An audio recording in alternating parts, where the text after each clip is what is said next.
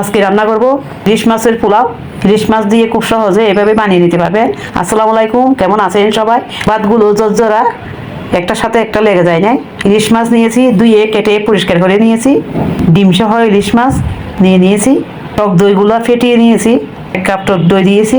পেঁয়াজ বাটা 2.5 টেবিল চামচ আছে। আদা বাটা 1 টেবিল চামচ। রসুন বাটা 1 টেবিল চামচ। কাঁচামরিচ বাটা 1 টেবিল চামচ। মিষ্টি জিরা 1 টেবিল চামচ।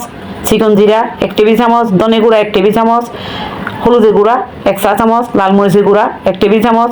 লবণ পরিমাণ মতো দিয়ে হাত দিয়ে মেখে নিচ্ছি। মাছের মধ্যে লাগিয়ে নিব।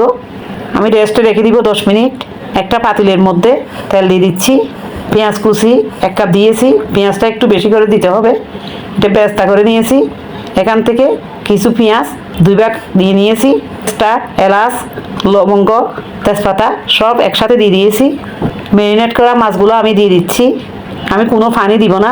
এরকম অবস্থায় মাছগুলা ভেজে নিব। জালটা মিডিয়াম রেখেছি। মাছ যখন এপিট হয়ে যাবে উল্টিয়ে দিব। আস্তে করে উল্টিয়ে দিতে হবে যেন মাছ ভেঙে না যায়। সব মাছ উল্টিয়ে দিয়েছি। মাছগুলা হয়ে গিয়েছে, উঠিয়ে নিব। মাছগুলা উঠিয়ে নিয়েছি। চিনি গুঁড়া চাল ধুয়ে পরিষ্কার করে নিয়েছি।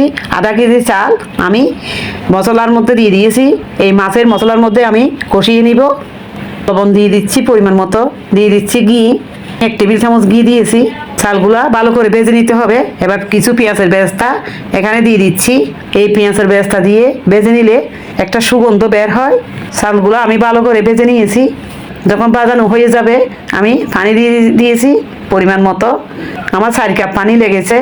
এবার ডাকনা দিয়ে রান্না করে নিব।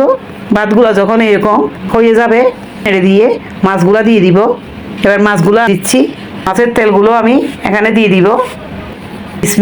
কিশমিশ দিয়ে দিলে খেতে ভালো লাগে। পেঁয়াজের বেরেস্তা অর্ধেক রেখে দিয়েছিলাম, এগুলো দিয়ে দিচ্ছি। কিছু কাজু বাদাম, আপনারা চাইলে স্কিপ করবেন। ঘি আমি এখানে 1.5 টেবিল চামচ ঘি দিয়ে দিচ্ছি। একটা সুন্দর গন্ধ বের হবে। এবার ডাকনা দিয়ে আরও 5 মিনিট দমে রাখবো। 5 মিনিট আমি দমে রেখেছিলাম। দেখুন ভাতগুলো কত সুন্দর হয়েছে। এভাবে খুব সহজে আপনারা রান্না করে নিতে পারবেন। আশা করি আপনাদেরও ভালো লাগবে। এভাবে রান্না করলে ঘরে খুব সুগন্ধি বের হয়। খুব সহজে বানিয়ে নেবেন, পরিবারের সাথে সার্ভ করবেন। সবাই ভালো থাকবেন। আল্লাহ হাফেজ।